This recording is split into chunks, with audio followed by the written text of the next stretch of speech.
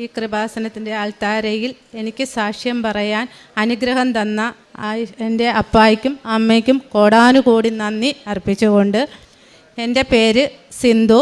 ഞാൻ കൊല്ലം അഞ്ചാൽമൂട്ടിൽ നിന്ന് വരുന്നു. എനിക്ക് ഉണ്ടായ രോഗസൗഖ്യത്തെക്കുറിച്ച് സാക്ഷ്യം പറയാനാണ് ഞാനിവിടെ എത്തിയിരിക്കുന്നത്. ഞാൻ ഉടമ്പടി എടുത്തത് 2024 ഓഗസ്റ്റ് 23 എനിക്ക് കിട്ടിയ രോഗസൗഖ്യത്തിന് മുമ്പേ ഞാനിവിടെ അതിനു മുന്നേ ഒരു പ്രാവശ്യം ഇവിടെ വന്നിട്ടുണ്ട്. എൻ്റെ ഒരു ഫ്രണ്ടുമായിട്ട് ഞാനിവിടെ വന്നിരുന്നു. 2024 മെയ് മാസത്തിലായിരുന്നു ഞാനിവിടെ വന്നത്. അന്ന് ഞാൻ ഇവിടെ വന്ന് പ്രാർത്ഥിക്കുമ്പോൾ ഇവിടെ ഉടമ്പടി എടുക്കുന്നതായിട്ടൊക്കെ ഞാൻ കണ്ടിരുന്നു. അപ്പം ഞാൻ എൻ്റെ കൂട്ടുകാരിയോട് ഞാൻ പറഞ്ഞിരുന്നു, എനിക്കും ഉടമ്പടി എടുക്കണമെന്ന് ആഗ്രഹമുണ്ട്. അപ്പോൾ അവൾ എന്നോട് പറഞ്ഞത്, ഇപ്പോൾ ഉടമ്പടി എടുക്കണ്ട, കാരണം ഇതിന് കുറച്ച് വശങ്ങളൊക്കെ ഉണ്ട്, അതിന് ശേഷം നീ പെതുക്കെ എടുത്താൽ മതിയെന്ന് പറഞ്ഞു. പക്ഷെ ഞാൻ അമ്മേൻ്റെ അടുത്ത് നന്നായി പ്രാർത്ഥിച്ചിട്ടാണ് പോയത്. അപ്പോൾ ഞാൻ ഇവിടുന്ന് പോയി എൻ്റെ സഹോദരങ്ങളും ഞങ്ങളുമായിട്ട് വർഷങ്ങളായിട്ട്, എൻ്റെ അമ്മ സഹോദരങ്ങൾ ഞാനുമായിട്ട് വർഷങ്ങളായിട്ട് പിണക്കത്തിലായിരുന്നു. നേർക്ക് നേർ കണ്ടാൽ പോലും ഞങ്ങൾ തമ്മിൽ മിണ്ടുകയില്ലായിരുന്നു. ഇവിടെ വന്ന് പ്രാർത്ഥിച്ചു പോയതിൻ്റെ പിറ്റേ ദിവസം ഞാൻ വഴിയിൽ വെച്ച്, ഞാനും എൻ്റെ മകളും കൂടെ അങ്ങോട്ട് പോകുമ്പോൾ വഴിയിൽ വെച്ച് എൻ്റെ സഹോദരനെ കണ്ടപ്പോൾ എൻ്റെ സഹോദരൻ എന്നോടും എൻ്റെ മോളോടും സൗമ്യമായി പെരുമാറുകയും ഞങ്ങളെ അവരുടെ വീട്ടിലേക്ക് ക്ഷണിക്കുകയും ചെയ്തു. ഞങ്ങൾ അവരുടെ വീട്ടിൽ പോവുകയും സഹോദരങ്ങളും അമ്മയും എല്ലാവരുമായിട്ട് നല്ല ഐക്യത്തിൽ, എൻ്റെ ശത്രുതയിലുള്ള എല്ലാവരുമായിട്ടും നല്ല ഐക്യത്തിൽ ഞാൻ സ്നേഹത്തോടു കൂടി പെരുമാറുകയും അവിടെ നിന്ന് ഞാൻ 2024 23 ഉടമ്പടി എടുക്കുന്നതിന് മുന്നേ തന്നെ ഞങ്ങൾക്ക് പുറത്തേക്ക് പോകാനൊരു ചാൻസ് ഉണ്ടായിരുന്നു. എൻ്റെ മോളുടെ അടുത്തേക്ക് വിസിറ്റിംഗ് വിസയിലേക്ക് എനിക്ക് പോകേണ്ടി വന്നു. അപ്പോൾ ഞാൻ അമ്മേൻ്റെ അടുത്ത് പ്രാർത്ഥിച്ച് ഞങ്ങൾ ഇവിടെ നിന്നും പോയി. അവിടെ ചെന്ന് എനിക്ക് യൂറിനറി ഇൻഫെക്ഷൻ ഉണ്ടായി. അപ്പോൾ അവിടുത്തെ ഹോസ്പിറ്റലിൽ കാണിച്ചപ്പോൾ, അവിടുത്തെ മിനിസ്ട്രി ഹോസ്പിറ്റലിലാണ് കൊണ്ടുപോയത്. അവിടുത്തെ പല ഡോക്ടേഴ്സും നോക്കിയിട്ട് പറഞ്ഞു, സ്കാൻ ചെയ്തു, കിഡ്നിയിൽ സിസ്റ്റുണ്ട്, ഇത് വളരുന്ന സിസ്റ്റാണ്, നിങ്ങൾ നാട്ടിൽ പോയി ട്രീറ്റ്മെൻറ്റ് ചെയ്യണമെന്ന് പറഞ്ഞു. അപ്പോൾ എൻ്റെ മകള് പറഞ്ഞു, അമ്മ ഇവിടെ ട്രീറ്റ്മെൻറ്റ് ചെയ്യാൻ വളരെയധികം പൈസയാവും, നമുക്ക് നാട്ടിലേക്ക് പോകാമെന്ന് പറഞ്ഞു. എന്നെ നാട്ടിലേക്ക് ഞാനും മകളും കൂടെ നാട്ടിലേക്ക് വന്നു. ഇവിടെ ഡോക്ടേഴ്സിനെ കണ്ടു. അപ്പോൾ MRI സ്കാൻ ചെയ്തു, സിസ്റ്റുണ്ട്. ഡോക്ടർ പറഞ്ഞു, ഇപ്പോൾ നമുക്കിതൊന്നും ചെയ്യണ്ട, ഒരു 6 മാസം കൂടെ ഫോളോ അപ്പ് ചെയ്ത് നോക്കാം, അതിനുശേഷം എന്തെങ്കിലും ചെയ്താൽ മതിയെന്ന് പറഞ്ഞു. മരുന്നൊന്നും കഴിക്കണ്ടെന്ന് അപ്പോൾ പറഞ്ഞിരുന്നു. ഞാൻ ഇവിടെ നിന്നും തിരിച്ച് മകളുടെ അടുത്തേക്ക് തന്നെ പോയി. അവിടെ ചെന്നു വീണ്ടും 6 മാസം കഴിഞ്ഞപ്പോൾ വീണ്ടും എനിക്ക് സ്കാൻ ചെയ്തു. അപ്പോൾ ഈ സിസ്റ്റ് പഴയതിൽ നിന്നും വളർന്നിട്ടുണ്ട്. 2 കിഡ്നിയിലും സിസ്റ്റുണ്ട്. ഇടത്തെ കിഡ്നിയിലെ സിസ്റ്റ് വളരെ അധികം വളർന്നിട്ടുണ്ടെന്ന് പറഞ്ഞു. അപ്പോൾ അവിടുത്തെ ഡോക്ടർമാർ പറഞ്ഞത് നാട്ടിൽ പോയി ഓപ്പറേഷൻ ചെയ്യുന്നതാണ് നല്ലതെന്ന് പറഞ്ഞു. അതിന് പുറമെ എൻ്റെ തൊണ്ടയിൽ എനിക്ക് തൈറോയ്ഡ് ടെസ്റ്റ് ചെയ്തതാണ്. അപ്പോൾ തൈറോയ്ഡ് അല്ല, തൊണ്ടയ്ക്ക് ഒരു ചെറിയ നൊടികൾ പോലെ കാണപ്പെട്ടു.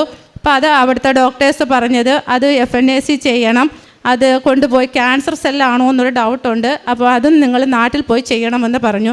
അങ്ങനെ ഈ 2 കാര്യങ്ങളുമായിട്ടാണ് ഞാൻ നാട്ടിലേക്ക് വരാൻ എൻ്റെ മക്കൾ എനിക്ക് ടിക്കറ്റ് എടുക്കുന്നത്.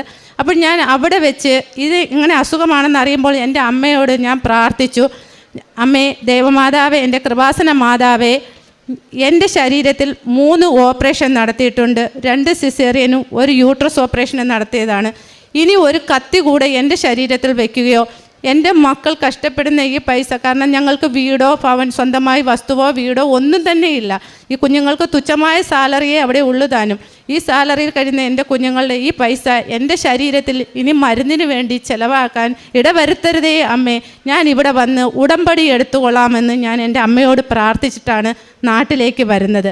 ഇവിടെ വന്ന് ഞാൻ ഹോസ്പിറ്റലിൽ പോയി ഡോക്ടേഴ്സിനെ കണ്ടു. അവിടുത്തെ സ്കാനിങ് റിപ്പോർട്ടുകൾ മുഴുവൻ കൊടുത്തു. ഡോക്ടർ കണ്ടിട്ട് പറഞ്ഞു, ഇത് ചെറിയ പ്രോബ്ലമാണ്, നമുക്കിതങ്ങ് എടുത്ത് കളയാം, അല്ലെങ്കിൽ കിഡ്നി എടുത്ത് മാറ്റേണ്ടി വരുമെന്ന് പറഞ്ഞു. അപ്പം ഞാൻ പറഞ്ഞു ശരി എടുക്കാമെന്ന് പറഞ്ഞു. അങ്ങനെ എനിക്ക് സ്കാനിങ്ങിന് കുറിച്ച് തന്നു. ഞാൻ അതുമായിട്ട് എൻ്റെ അമ്മ മാതാവിൻ്റെ അടുത്ത് വന്നു. ഇവിടെ വന്ന് ഞാനിവിടെ പ്രാർത്ഥിച്ചു.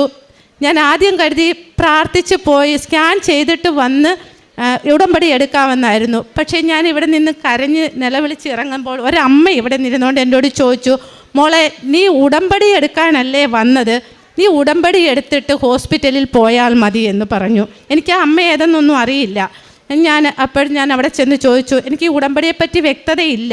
എങ്കിലും ഞാൻ അവിടെ നമ്മുടെ ഓഫീസിൽ ചെന്ന് അവരോട് ചോദിച്ചു, ഉടമ്പടി എടുക്കുന്നതിന് നമ്മുടെ കൂടെ വേറെ ആൾക്കാർ വേണമെന്ന് ചോദിച്ചു. അപ്പോൾ പറഞ്ഞു വേണ്ട, കുഴപ്പമില്ല, ഒറ്റയ്ക്ക് മതി എന്ന് പറഞ്ഞു. ഞാൻ അങ്ങനെ 2:30 ക്ലാസ്സിനാണ് ഞാൻ പോയി ഉടമ്പടിക്ക് ക്ലാസ്സിന് കയറി. എനിക്ക് അപ്പോഴൊന്നും നല്ല വ്യക്തതയൊന്നും കിട്ടിയിട്ടില്ല ക്ലാസ്സിനെ പറ്റിയൊന്നും.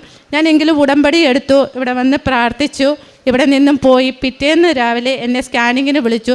സ്കാൻ ചെയ്തപ്പോൾ എനിക്കുള്ള ആ റിപ്പോർട്ടിനകത്ത് സിസ്റ്റേ കാണിക്കുന്നില്ല. ആദ്യം അവർക്ക് ഡൗട്ടുണ്ടായിരുന്നു, വീണ്ടും ഒന്നും കൂടെ സ്കാൻ ചെയ്തു, അപ്പോഴും ആ സിസ്റ്റ് ഇല്ല. അങ്ങനെ അതാണ് എനിക്ക് ആദ്യമായി ഡോക്ടറെ കൊണ്ട് കാണിച്ചപ്പോൾ ഡോക്ടർ പറഞ്ഞു, എന്തോ അത്ഭുതമാണല്ലോ സിന്ധു നടന്നിരിക്കുന്നത്, സിസ്റ്റ് ഉള്ളതായിട്ടല്ലേ നമ്മൾ ഇവിടുത്തെ റിപ്പോർട്ടിലും സിസ്റ്റ് ഉണ്ടായിരുന്നു. പക്ഷേ ഇപ്പോൾ ഇവിടെ വന്ന് ഉടമ്പടി എടുത്ത് പോയതിന് ശേഷം സ്കാൻ ചെയ്തപ്പോൾ സിസ്റ്റ് ഇല്ല. അത് എൻ്റെ അമ്മ തന്ന ഏറ്റവും വലിയ അനുഗ്രഹമാണ്. അതിന് എൻ്റെ അമ്മയ്ക്കും അപ്പായ്ക്കും കോടാനുകോടി നന്ദി ഞാൻ അർപ്പിക്കുന്നു. അതാണ് എനിക്ക് ആദ്യമായി കിട്ടിയ രോഗസൗഖ്യം. പിന്നീട് എൻ്റെ തൊണ്ടയിലെ പ്രശ്നം ഞാൻ പറഞ്ഞിരുന്നല്ലോ, അപ്പോൾ അവർ അത് നൊടികളിൽ കുത്തിയെടുക്കാൻ നോക്കിയപ്പോൾ അത് അധികമായിട്ട് ഇല്ല, അകത്തോട്ട് നിൽക്കുകയാണ്, പുറത്തേക്ക് വലുതായിട്ട് കാണുന്നില്ല എന്ന് പറഞ്ഞു. അപ്പോൾ പറഞ്ഞു സ്കാൻ ചെയ്തുകൊണ്ട് അത് കുത്തിയെടുക്കാമെന്ന് പറഞ്ഞു. അങ്ങനെയാണ് FNAC ചെയ്യുന്നത്. സ്കാൻ ചെയ്തു, അത് എടുത്തു, ബയോപ്സിക്ക് വിട്ടു. അതും എനിക്ക് ഒരു കുഴപ്പവുമില്ല, ക്യാൻസറുമില്ല, ഒന്നും തന്നെയില്ല. അതും എൻ്റെ അമ്മയുടെയും അപ്പയുടെയും അനുഗ്രഹം കൊണ്ട് എനിക്ക് കിട്ടിയതാണ്. ഞാൻ അപ്പായ്ക്കും അമ്മായ്ക്കും കോടാനുകോടി നന്ദി പറയുന്നു. ഞാൻ ഈ പ്രാർത്ഥനയിലൂടെ ദിവസവും അവിടെ 3 മണിക്കാണ് നമ്മളിവിടുത്തെ ഈ പ്രാർത്ഥന ചൊല്ലണമെങ്കിൽ അവിടെ 3 മണിക്ക് എഴുന്നേൽക്കണം. അപ്പം 2:30 ആകുമ്പോഴാണ് ഞാൻ എഴുന്നേറ്റ് എല്ലാവർക്കും ഈ പ്രാർത്ഥന ഷെയർ ചെയ്ത് അതിന് ശേഷമാണ് ഞാൻ പ്രാർത്ഥനയ്ക്ക് ഇരിക്കുന്നത്. ഒപ്പം എൻ്റെ ഈ പ്രാർത്ഥന കണ്ട് എൻ്റെ 2 മക്കളും, ആദ്യം എൻ്റെ ഇളയ മകൾ, ഞാൻ പറഞ്ഞിട്ടൊന്നുമല്ല, എൻ്റെ ഇളയ മകൾ സ്വമേധയാ എന്നോട് പറഞ്ഞു, അമ്മ ഞാനും കൂടെ പ്രാർത്ഥിക്കുന്നുണ്ട്. അവർക്ക് നേരത്തെ ഈശോയിലൊക്കെ വിശ്വാസമുണ്ട്, ജപമാലയൊക്കെ ചൊല്ലാൻ അറിയാം. എങ്കിലും ഈ പ്രത്യക്ഷീകരണ പ്രാർത്ഥന ചൊല്ലി തുടങ്ങിയതിന് ശേഷം അവൾ ഇളയ മകൾ എന്നോടൊപ്പം ആ സമയത്ത് തന്നെ എഴുന്നേറ്റ് വന്ന് പ്രാർത്ഥിക്കാൻ തുടങ്ങി. അങ്ങനെ ഇരിക്കെ കുറച്ച് ദിവസം കഴിഞ്ഞപ്പോൾ അപ്പോഴെൻ്റെ മൂത്ത മോൾ ഇത് കണ്ടുകൊണ്ടിരിക്കുന്നതല്ലാതെ അവൾക്ക് വിശ്വാസമുണ്ടെങ്കിലും ഈ പ്രാർത്ഥനയിൽ ആ സമയത്ത് ഞങ്ങളുടെ കൂടെ ഇരിക്കുകയില്ലായിരുന്നു.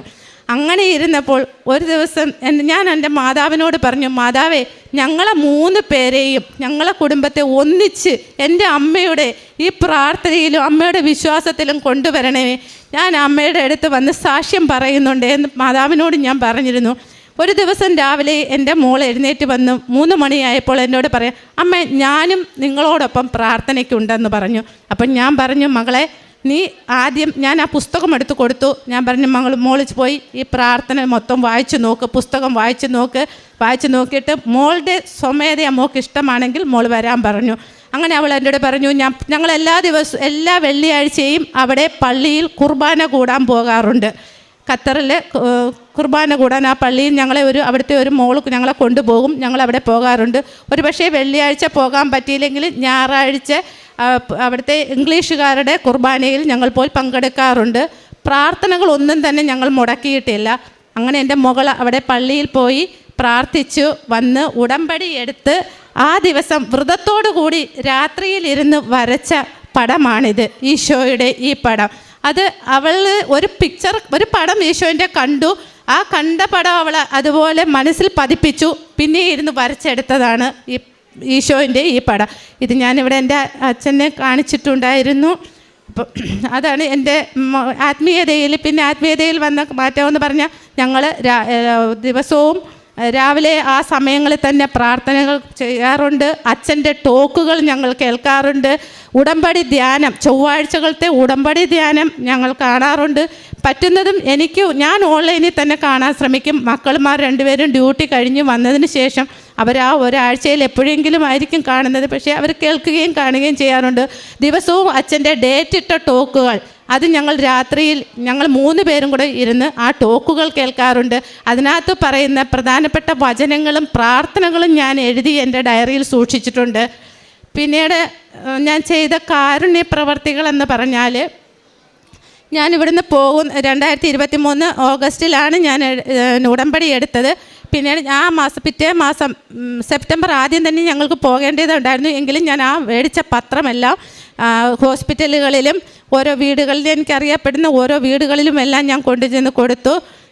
എനിക്ക് അപ്പോൾ കിട്ടിയ ഈ രോഗസൗഖ്യം ഞാൻ പറയുന്നുണ്ടായിരുന്നു. പലരുടെയും കിട്ടിയ അനുഭവങ്ങളും എല്ലാം പറഞ്ഞാണ് ഞാൻ ഈ പത്രം കൊടുത്തത്. അതിനുശേഷം ഹോസ്പിറ്റലിൽ ഞാൻ പിന്നെ എൻ്റെ ട്രീറ്റ്മെൻറ്റിനായിട്ട് ഹോസ്പിറ്റലിൽ പോയപ്പോൾ അന്ന് തന്നെ ഞാൻ അവിടെ കയറി രോഗികളെ കണ്ടിട്ടുണ്ടായിരുന്നു. രോഗികളുമായിട്ട് അവർക്ക് ഞാൻ ഉടമ്പടി തൈലം തേച്ച് കൊടുത്ത് പ്രാർത്ഥിച്ചിട്ടുണ്ട്. പിന്നീട് ഞങ്ങൾ ഇവിടുന്ന് പോയി സെപ്റ്റംബറിൽ ഞാൻ ഇവിടെ പോകുന്നതിന് മുമ്പ് ഇവിടെ വന്ന് തിരിയും മേടിച്ച് 3 കെട്ട് പത്രവുമായിട്ടാണ് ഞാൻ ഇവിടുന്ന് പോകുന്നത്. അവിടെ ചെന്ന് നമുക്ക് ഈ എല്ലാവരെയും കണ്ടു കൊടുക്കാൻ എങ്ങനെയെന്ന് അറിയത്തില്ലായിരുന്നു. ഏതാണ്ട് 2 ആഴ്ചയോളം പത്രം എൻ്റെ കയ്യിൽ സൂക്ഷിച്ചിരുന്നു. എനിക്ക് എന്ത് ചെയ്യണമെന്ന് അറിയില്ലായിരുന്നു. എങ്ങനെയാണ് ആരുടെ കയ്യിലാണ് കൊടുക്കേണ്ടത്. അങ്ങനെയാണ് ഞങ്ങൾ പള്ളിയിൽ കണ്ടെത്തി പള്ളിയിൽ പോയതും ഈ പത്രം ഞങ്ങൾ മലയാളികൾക്കും എല്ലാവർക്കും ഞങ്ങളിങ്ങനെ പത്രങ്ങൾ മൊത്തവും പള്ളികളിൽ തന്നെ കൊടുത്തു. പിന്നെ ഞാൻ എൻ്റെ മകളുടെ കൂടെ ജോലി ചെയ്യുന്ന നമ്മളെ ഹിന്ദുക്കളായിട്ടുള്ളവരും ക്രിസ്ത്യൻസ് ആയിട്ടുള്ള മക്കൾക്കും ഞാൻ ഈ പത്രങ്ങൾ കൊടുത്തു. പിന്നെ ഞങ്ങൾ ചെയ്യുന്ന കാരുണ്യ പ്രവൃത്തി എന്ന് പറഞ്ഞാൽ പിന്നെ എന്താണ്, നമുക്കിപ്പം അവിടെ അങ്ങനെ ഫുഡും കാര്യങ്ങളും ഒന്നും മേടിച്ച് കൊടുക്കാനോ എടുക്കാനോ ഒന്നും പറ്റില്ല. എങ്കിൽ പോലും നമ്മുടെ നാട്ടിൽ നിന്ന് ഞങ്ങളെ അറിയപ്പെടുന്ന ഞങ്ങളുടെ ഗ്രൂപ്പിലുള്ള ഓരോരുത്തർക്ക് ഡയാലിസിസ് ചെയ്യുന്നതിനും മരുന്നുകൾ വാങ്ങുന്നതിനും വീൽ ചെയർ വാങ്ങുന്നതിന് അങ്ങനെയൊക്കെ സഹായങ്ങൾ ഗ്രൂപ്പിലിടാറുണ്ട്. അവർക്ക് നമ്മളാലാവുന്ന പൈസ അയച്ചു കൊടുക്കാറുണ്ട്. പിന്നെ ഞാൻ പോകുന്നതിന് മുമ്പ് തന്നെയാണ് ഹോസ്പിറ്റലിൽ നമ്മുടെ കൊല്ലത്ത് വേളാങ്കണ്ണി കയ്യട്ടി ഈശോൻ്റെ അടുത്ത് അവിടെ കുറച്ച് പിന്നെ വഴിയിൽ കുറച്ച് ആൾക്കാർ ഭിക്ഷക്കാരൊക്കെ ഇരിപ്പുണ്ട്. അവർക്ക് എനിക്ക് സ്വന്തമായിട്ട് വീടില്ല. അതുകൊണ്ട് ഞാൻ മറ്റുള്ളവരുടെ എൻ്റെ ഒരു ബന്ധുവിൻ്റെ വീട്ടിലാണ് നിൽക്കുന്നത്. അവരുടെ വീട്ടിൽ നിന്ന് ഫുഡ് പാകം ചെയ്ത് കൊണ്ടു കൊടുക്കാനുള്ള ബുദ്ധിമുട്ട് കൊണ്ട് ഞാൻ കടയിൽ നിന്നും 10 പേർക്കുള്ള കാപ്പി മേടിച്ച് അവിടെ കൊണ്ടുവന്ന് ഓരോരുത്തർക്കും കൊടുത്തു. പിന്നെ ആഹാരവും അവിടുത്തെ രോഗികൾക്കൊക്കെ ഞാൻ കുടലിൽ നിന്നാണ് വാങ്ങിച്ചു കൊടുത്തിട്ടുള്ളത്. അങ്ങനെ പ്രേക്ഷിത പ്രവർത്തനങ്ങളും കാരുണ്യ പ്രവർത്തികളും ഞാൻ മുടങ്ങാതെ ചെയ്യുന്നുണ്ട്. ഇപ്പോൾ ഞാനിവിടെ വന്ന് ഇപ്പോഴത്തെ ട്രിപ്പ് ഞാൻ വരുമ്പോൾ ഞാൻ അമ്മേൻ്റെ അടുത്ത് പറഞ്ഞ ഒരു കാര്യമുണ്ടായിരുന്നു. ഞാൻ ഇനി വരുന്നത് അമ്മയുടെ അൾത്താരയിലേക്കാണ് വരുന്നതെന്ന്. അങ്ങനെ ഞാൻ ഇപ്പോൾ ഈ ഡിസംബർ 11-ാം തീയതിയാണ് ഞാൻ ഇവിടെ വരുന്നത്. ഞാൻ നേരെ വന്നത് ഇവിടെയാണ്. ഞാൻ അമ്മയോട് പറഞ്ഞു, എനിക്ക് ഒരു ദിവസം ഈ അൾത്താരയിൽ ഒരു ദിവസം ഇവിടെ ഇരുന്ന് പ്രാർത്ഥിക്കാനുള്ള സാഹചര്യം എനിക്ക് തരണേ, ഇടം എനിക്ക് തരണേ അമ്മയെന്ന് ഞാൻ പ്രാർത്ഥിച്ചു. എനിക്ക് ഒരു ദിവസമല്ല, ഒരാഴ്ച വേണമെങ്കിൽ എനിക്ക് ഇവിടെ നിൽക്കാം. കോൺവെൻറ്റിൽ എനിക്ക് താമസിക്കാൻ സ്ഥലം കിട്ടി. ഞാൻ 5 ദിവസത്തോളം ഞാൻ ഇവിടെ ഉണ്ടായിരുന്നു. അതായത് അമ്മയുടെ പ്രത്യക്ഷപ്പെട്ട ദിവസവും അതിന് ശേഷവും കഴിഞ്ഞിട്ടാണ് ഞാൻ പോകുന്നത് ഇവിടെ നിന്ന്. ഇപ്പോൾ ഞാനിവിടെ വീണ്ടും വന്നത് ഇന്ന് 3 ദിവസമായി ഞാൻ ഈ അൾത്താരയിലുണ്ട്. ഇവിടെ വന്ന് ഇവിടെ താമസിച്ച് ഇവിടെ നിൽക്കുകയായിരുന്നു. അപ്പോൾ ഇത്രയൊക്കെയാണ് എൻ്റെ അമ്മ എനിക്ക് തന്ന സൗഖ്യങ്ങൾ. പിന്നെ ഒരു കാര്യം ഞാൻ പറയാൻ മറന്നുപോയി. എനിക്ക് ഭയങ്കര ദേഷ്യമുള്ള ഒരു വ്യക്തിയായിരുന്നു. ഭയങ്കര ദേഷ്യവും വാശിയുമായിരുന്നു. കാരണം എൻ്റെ ഹസ്ബൻഡ് മരിക്കുമ്പോൾ എൻ്റെ കുട്ടികൾക്ക് 7ഉം 10ഉം വയസ്സേ ഉണ്ടായിരുന്നുള്ളൂ. ഞങ്ങൾ 3 ആൾ ഞങ്ങളെ ബന്ധുക്കളും എല്ലാവരും തള്ളിക്കളഞ്ഞതാണ്. എങ്കിലും ഞങ്ങൾ ജീവിച്ചു വന്നു. അപ്പോൾ എനിക്ക് വാശിയും ദേഷ്യവും ഉണ്ടായിരുന്നു. ഉടമ്പടി എടുത്തതോടുകൂടി എനിക്ക് ആ ദേഷ്യവും വാശിയും പോയി. കൂടുതൽ ആത്മീയതയിലേക്ക് ഞങ്ങളെ കുടുംബത്തെ, ഞങ്ങളെ 3 ആളിനെ, എൻ്റെ 2 മക്കളും എനിക്കും ആത്മീയതയിലേക്ക് എത്താൻ സാധിച്ചു. അതാണ് ഞങ്ങൾക്ക് കിട്ടിയ ഏറ്റവും വലിയൊരു ആശ്വാസം. യേശു കർത്താവാണെന്നും യേശു ദൈവമാണെന്നും ഞാൻ പ്രഖ്യാപിക്കുന്നു, ഞാൻ വിശ്വസിക്കുന്നു. യേശുവേ രക്ഷകാ, യേശുവേ നാഥനേ. യേശു കർത്താവാണെന്നും യേശു ദൈവമാണെന്നും ഞാൻ വിശ്വസിക്കുന്നു, ഞാൻ പ്രഖ്യാപിക്കുന്നു. യേശുവേ രക്ഷകാ, യേശുവേ നാഥനേ. യോഹന്നാൻ്റെ വിശുദ്ധ സുവിശേഷം 6-ാം അധ്യായത്തിൽ തിരുവചനങ്ങൾ അരുളി ചെയ്യുന്നു. യേശു അവരോട് പറഞ്ഞു, നിങ്ങൾ പരസ്പരം പിറുപിറുക്കേണ്ടതില്ല. എന്നെ അയച്ച പിതാവ് ആകർഷിച്ചാലല്ലാതെ ഒരുവനും എൻ്റെ അടുക്കിലേക്ക് വരാൻ സാധിക്കുകയില്ല. അന്ത്യദിനത്തിൽ അവനെ ഞാൻ ഉയിർപ്പിക്കും. അവരെല്ലാവരും ദൈവത്താൽ പഠിപ്പിക്കപ്പെട്ടവരാകുമെന്ന് പ്രവാചക ഗ്രന്ഥങ്ങളിൽ എഴുതപ്പെട്ടിരിക്കുന്നു. ഇവിടെ സിന്ധു അധരം കൊണ്ട് യേശു കർത്താവാണെന്ന് ഏറ്റുപറഞ്ഞ് ഹൃദയത്തിൽ വിശ്വസിക്കുന്ന ഒരു മകളായിട്ട് ഇന്ന് ഈ അൾത്താരയിൽ കയറി നിൽക്കുകയാണ്. തൻ്റെ ജീവിതം ആയിരുന്നെന്നും ഇന്ന് എങ്ങനെയാണെന്നും ഈ മകൾ പറഞ്ഞു. തനിക്ക് കിട്ടിയ രോഗസൗഖ്യങ്ങളാണ് അൾത്താരയിൽ പങ്കുവെച്ചത്. അതായത് കിഡ്നിയിൽ സിസ്റ്റ്, അതുപോലെ തന്നെ തൊണ്ടയിൽ ഒരു തടിപ്പ്. അപ്പോൾ ഇതൊക്കെ സർജറി മൂലം മാറ്റേണ്ടി വരും. പിന്നെ തൊണ്ടയിലേതാണെങ്കിൽ അതൊരു ക്യാൻസർ ആണോ എന്നുള്ളൊരു ഡൗട്ട്. ഇതൊക്കെ പറഞ്ഞ് നാട്ടിലേക്ക് വരേണ്ടി വരുന്ന അവസ്ഥ. വീടില്ല, വസ്തു സ്വന്തമായിട്ടില്ല. ഈ മകൾ പറയുകയാണ്, ഇതൊന്നും തനിക്ക് ഇന്ന് ഒരാവശ്യമായിട്ടല്ല. അതായത് യേശുവിനെ കർത്താവായിട്ട് ഹൃദയത്തിൽ സ്വീകരിച്ച് അധരം കൊണ്ട് ഏറ്റുപറയുമ്പോൾ ഇതൊക്കെ എനിക്ക് ലഭിച്ചു കഴിഞ്ഞു എന്നുള്ള ഒരർത്ഥത്തിലാണ് ഇവിടെ നിന്ന് ഇന്ന് സാക്ഷ്യം പറയുക. എൻ്റെ നിയോഗങ്ങളൊക്കെ നടക്കട്ടെ, അതൊക്കെ കഴിഞ്ഞിട്ട് ഞാൻ ഓരോന്നായി സാക്ഷ്യം പറയാം. അങ്ങനെ ആരെങ്കിലുമൊക്കെ നമ്മൾ ചിന്തിക്കുന്നുണ്ടെങ്കിൽ, സ്വന്തമായിട്ടൊന്നുമില്ലാത്തൊരവസ്ഥയിൽ തനിക്ക് ലഭിച്ച രോഗസൗഖ്യം, അതുമല്ല തൻ്റെ ഹൃദയത്തിൽ മൊത്തം ഈശോ നിറഞ്ഞിരിക്കുന്ന അവസ്ഥ, ഈ അവസ്ഥയാണ് ഈ മകളെ ഇന്ന് നാം കേട്ട തിരുവചനം പോലെ പിതാവ് ആകർഷിച്ചാലല്ലാതെ ഒരുവനും എൻ്റെ അടുക്കൽ വരാൻ സാധിക്കുകയില്ല. പിതാവ് ആകർഷിച്ച് ഇന്ന് തൻ്റെ ജീവിതം എങ്ങനെയാണ്, തനിക്ക് എത്രമാത്രം തൻ്റെ ജീവിതത്തിൽ പേഴ്സണൽ ലൈഫിൽ മാറ്റം വന്നു, സ്വഭാവ പ്രത്യേകതകളൊക്കെ തനിക്ക് എങ്ങനെ മാറി, തൻ്റെ ജീവിത സാഹചര്യങ്ങൾ എങ്ങനെയായിരുന്നു, ഇന്ന് താൻ പറയാതെ തന്നെ 2 മക്കളും ഈ പ്രാർത്ഥനയിലേക്ക് കടന്നു വരുന്നു. ഇതിനൊക്കെ കൊടുക്കുന്ന ഒരു വിലയുണ്ട്.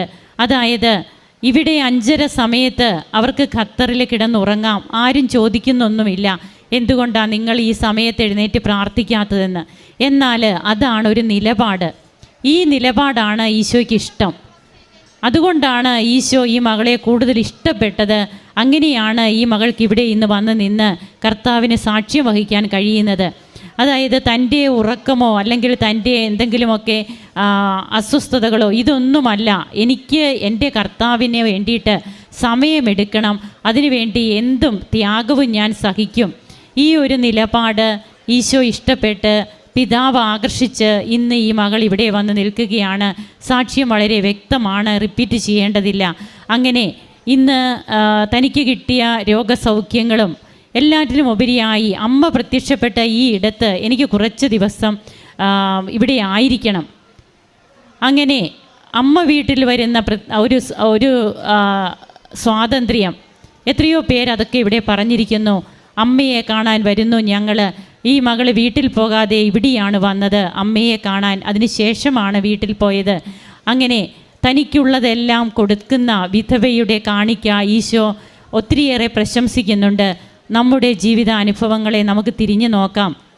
നാം കർത്താവിന് വേണ്ടിയിട്ട് എന്തൊക്കെ ചെയ്യുന്നു, അതാണ് നാം ചിന്തിക്കേണ്ടത്. കർത്താവ് എന്ത് ചെയ്യുന്നു എന്നല്ല, കർത്താവിന് വേണ്ടി ഞാൻ എന്ത് ചെയ്യുന്നു, അത് നമുക്കിവിടെ ഇരുന്ന് ചിന്തിക്കാം. നമുക്ക് നമ്മുടെ ജീവിതത്തെ ഒന്നുകൂടി വിലയിരുത്തിക്കൊണ്ട് കൂടുതൽ ഉത്സാഹമുള്ളവരാകാം, കൂടുതൽ വിശ്വസ്തയോടെ ഉടമ്പടി ജീവിക്കാം, കരങ്ങളടിച്ച് നമുക്ക് ദൈവത്തെ ആരാധിക്കാം, മഹത്വപ്പെടുത്താം. അത്യപൂർവ ദൈവാനുഭവങ്ങൾ ഇനി നിങ്ങൾക്കും സ്വന്തം.